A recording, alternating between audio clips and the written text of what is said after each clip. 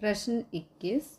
किसी वर्ष के बजट में पुरुषों की आय के लिए आयकर मर्यादा में वृद्धि हो, उसकी संभावना 0.66 और स्त्रियों की आय के लिए कर मर्यादा में वृद्धि होने की संभावना 0.72 है।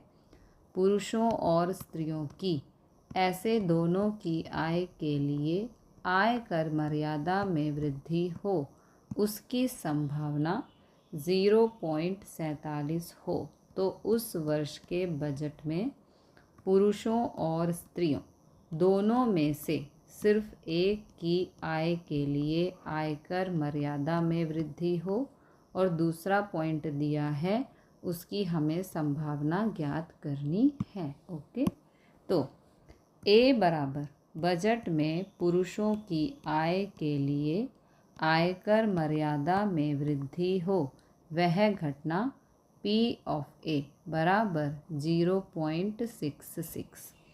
बी बराबर बजट में स्त्रियों की आय के लिए आयकर मर्यादा में वृद्धि हो, वह घटना P ऑफ B 0.72।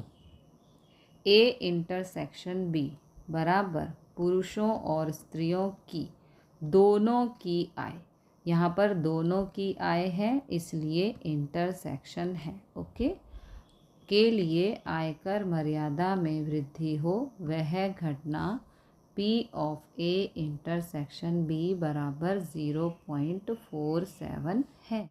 पार्ट 1 में हमें फाइंड करना है पुरुषों और स्त्रियों दो में से सिर्फ एक की आय के लिए आयकर मर्यादा में वृद्धि हो, वह घटना अर्थात ए घटे और बी न घटे अथवा बी घटे और ए न घटे। ओके, यानी कि यहाँ पर अंतर घटना बनती है ए माइनस बी अथवा बी माइनस ए घटे। ओके, सिर्फ एक की आय के लिए आयकर मर्यादा में वृद्धि हो बराबर P of A minus B plus P of B minus A।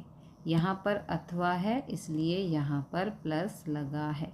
अब इसका ये सूत्र होता है, इसका ये सूत्र होता है। यहाँ पर वैल्यूज़ पुट कर देंगे, इन दोनों को माइनस करेंगे 0.19, इन दोनों को माइनस करेंगे 0.25, इन दोनों को प्लस करेंगे, आंसर आएगा 0.44।